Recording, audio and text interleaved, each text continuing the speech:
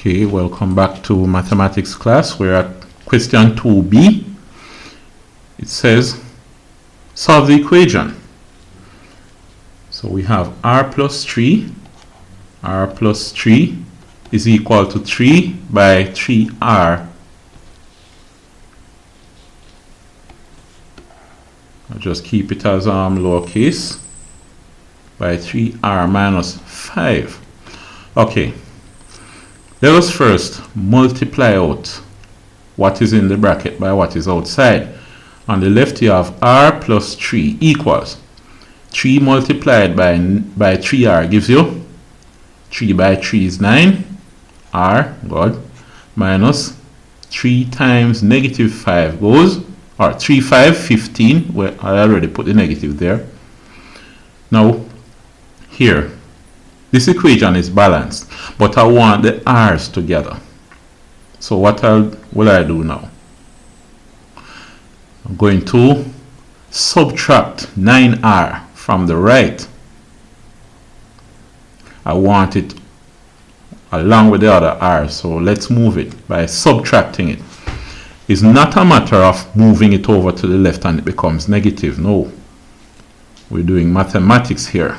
All right, so we do addition, subtraction, multiplication, division, and so on. So we have r plus 3 equals 9r minus 15. Take r away from the right, subtract it. You have 9r minus 9r, no more 9r's over here. So what you have is negative 15 alone. But if you subtract 9r from the right hand side will get too light. So, well, you could very well put back the 9r, but that's not what we want to do. So let us also subtract 9r from the left as well to rebalance the equation. So we have 9r over here. Good. So we have r plus 3 minus 9r. Alright, we have the two r's together, but we still have a problem. The 3, we don't want the 3 on the left. So let's subtract the 3. If we subtract the 3 from the left, let me separate this with a line working. So we have r, let's put the 9r beside it, plus 3, we could shift it around like that, equals negative 15. We want r's alone on the left, so let's move the number here. Let's subtract a number. Minus 3. When you subtract, 3 minus 3 is 0. So you have r minus 9r alone equal. Alright, by subtracting 3 from the left, the equation is off balance. We also need to subtract it from the right as well to regain balance. So we have negative 3 minus 15. Good. So this is negative 18. This becomes negative 18. Alright. Now what is r minus 9r? Remember, r, it means 1r. So if you have 1r minus 9r, you take away 9r. You first of all take away that one and then 8 more r's. It's like you have $1 million in your account and you borrow $9 million. You could very well pay off one of the $1 million with your account, but you will still owe 8. So you owe 8. So you negative 8r is equal to negative 18. Alright, if negative 8r is equal to negative 18, the question is, what do you do to make you have r alone? You want r equal. You don't want negative 8r equal, you want r equal. What you'd have to do, divide by negative 8. Negative 8 will cancel negative 8. So you have r alone equal. But you divide the left by negative 8. You must divide the right by negative 8. Remember, you need to maintain balance or restore balance. When you do something to one side of the equation, you must do it to the other side too.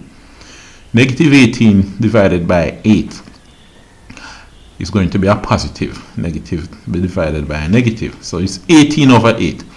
We could cancel down and say 2 into 18, the 9, and 2 into 8 is 4.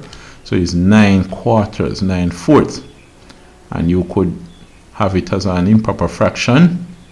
4 into 9, there are 2 4s in 9, and the remainder is 1. So you have 2 1/4. All right? So that's what you have for that. Let's see what else is going on here. Okay, so further down here, you're asked to make K the subject of a formula. Let's see what's that about, what that is all about. Let's erase what we have here first, and then we can make K the subject of the formula.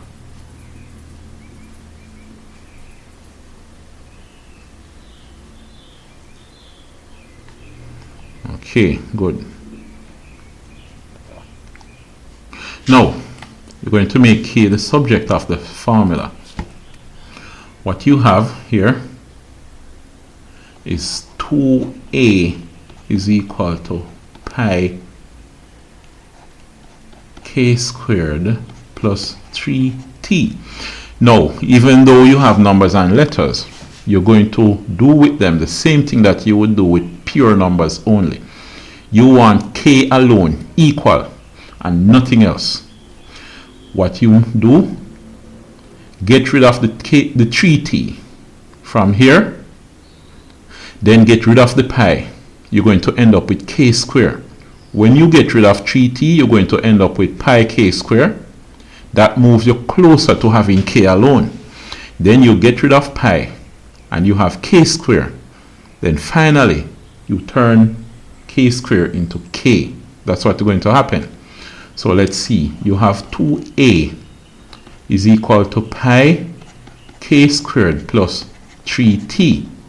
To get rid of 3t, you must subtract 3t. 3t minus 3t. Okay, this is gone. So what you have here is pi k squared. But wait, you subtract 3t from the right. You must do it from on the left as well. So you minus 3t. Good. So here you have 2a minus 3t is equal to pi k squared. Then you want to remove the pi. Remove the pi. How you do that? Since pi is multiplied by k, you cannot subtract pi. You cannot add pi. To get rid of it, you have to divide by pi. So pi cancels pi. So what you have here is k squared. But if you divide the right hand side by pi, the equation becomes off balance. So you must restore balance by dividing the left hand side by pi. Just the same. So you have 2a minus 3t equal over pi is equal to k squared. Now you have all of this equal to k squared. Let me just draw a line and continue over here. What you want to do is have k equal, not k squared equal. So what do? You must find the square root. Alright? So when you square root k squared, you get k. Take any number, square it, and then square root that, and you get back a number. So the square root of k squared is k. And then you have the square root of 2a minus 3t all over pi. So you could rewrite it if you want as k is equal to the square root of 2a minus 3t divided by pi. So you have all of that. Okay? Alright, so let's see what's happening further down.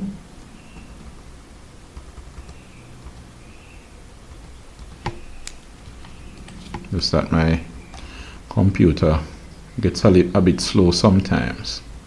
Alright, then you have D. We will leave part D until another time.